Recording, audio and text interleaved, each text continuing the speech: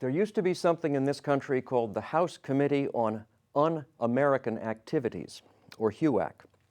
It was a committee of the House, the lower house of our Congress, and one in the long history of congressional committees that don't consider proposed legislation so much as they hold public hearings of a rather theatrical and fact-finding and often sensational nature. HUAC had become famous for going after leftists and searching for a red under every bed, as the saying used to go. Those of you who are true civil libertarians will not be surprised that one of its founders, not the only one, but one of them in the 1930s, was a Jewish liberal Democrat from New York City named Sam Dickstein, who actually used HUAC to hunt down Nazis in the United States and the KKK. And incidentally, he sold information to the Soviet Union. Yes, one of the founders of HUAC was a Soviet spy. Well, Nazis were in short supply in this country by the late 1940s, and like all government bureaucracies, HUAC wanted to perpetuate itself, so the committee concentrated more than ever before on communists.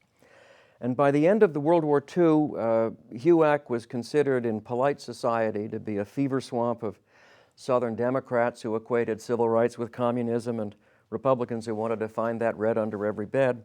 Many establishment Republicans considered it to be sort of a bunch of drunken used car salesmen who were threatening to break into the country club and smash all the china.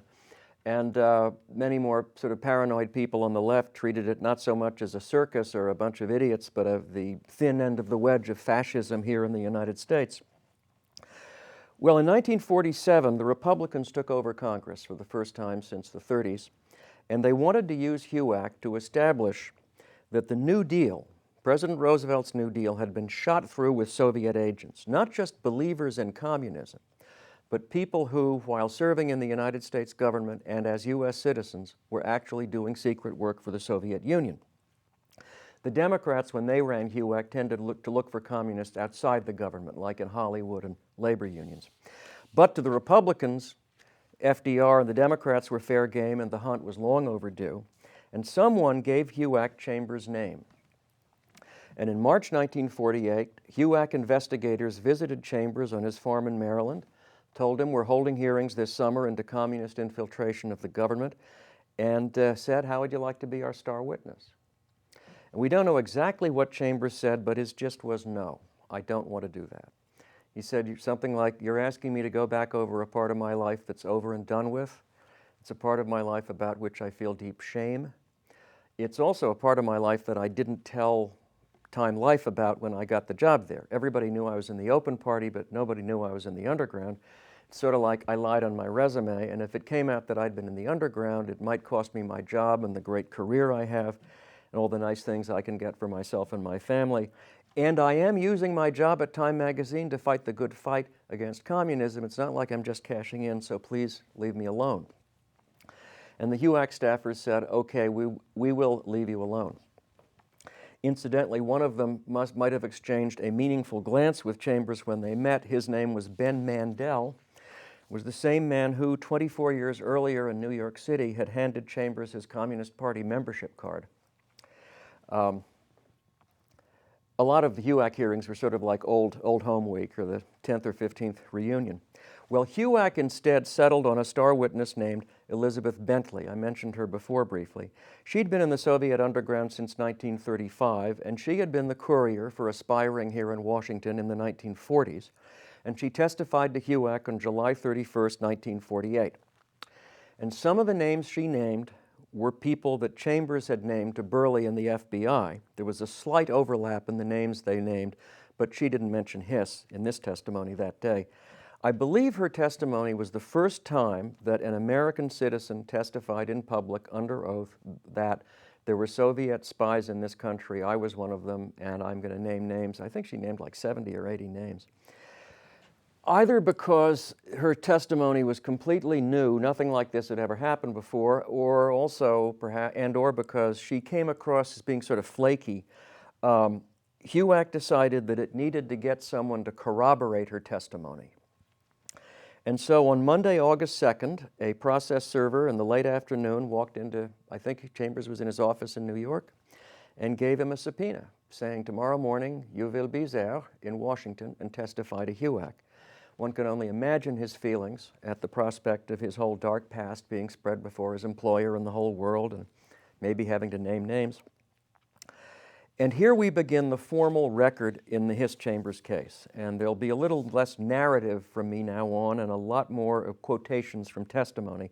And I believe in quoting because in many cases the precise words people used and what they did not say, too, is very important. Also, I really like the HUAC hearings because for all of their sensation, by the time of the trials, the principals had told their stories many times and they'd smoothed out the rough edges and they were pretty well, I don't want to make this sound bad, they were well rehearsed. They were practiced, if not rehearsed.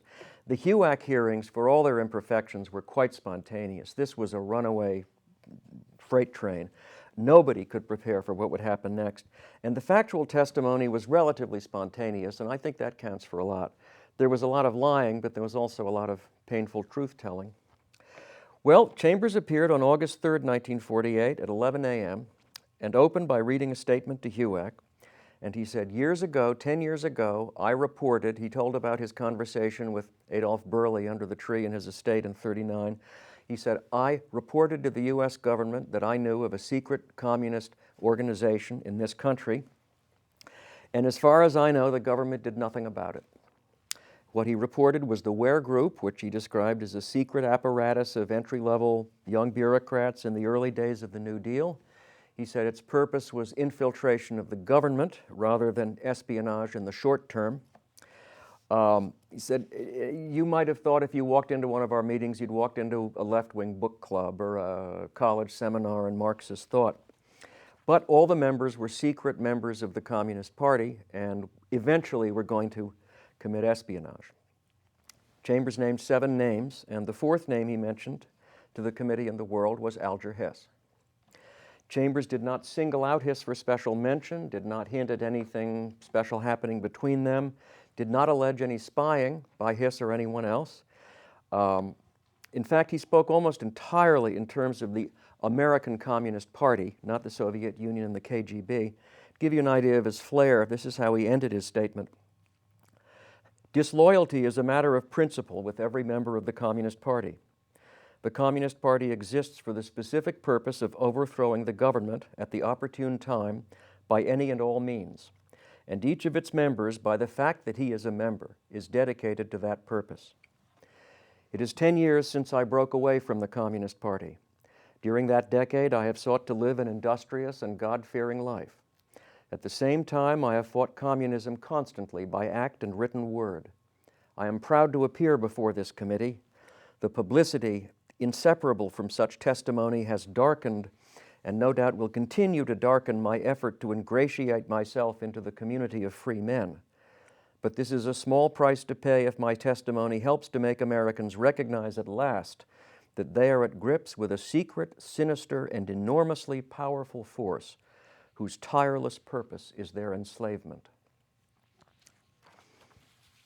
Don't you think he loves melodrama? You get the feeling that after a few sentences that sound credible and factual and probably are, he's sort of overcome by the desire to bring in the trombones and the kettle drums. Well, he was questioned principally by the committee's chief investigator, a man named Robert Stripling. Stripling was a Texas Democrat. He was a protege of the last Democrat chairman of HUAC, a man named Martin Dies.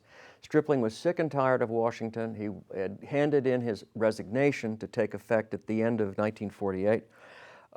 In my opinion, he was the unsung hero of the early stages in the case. And it was under Stripling's questioning that Chambers first began to focus on Hiss. And this is in response to Stripling's questioning. It's not volunteered by Chambers. This is where the toothpaste starts to come out of the tube. Stripling asked him, when you left the Communist Party in 1937, did you approach any of these 7 to break with you? And Chambers said, the only one of these people whom I approached was Alger Hiss. I went to the Hiss home one evening at what I considered considerable risk to myself and found Mrs. Hiss at home. Mrs. Hiss is also a member of the Communist Party. Mr. Hiss came in shortly afterward and we talked and I tried to break him away from the party.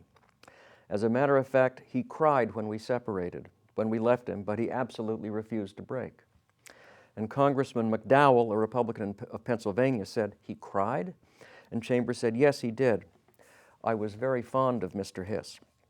And Congressman Munt, who was a Republican of South Dakota and was the acting chairman of the committee, said, "He must have given you some reason why he didn't want to sever the relationship."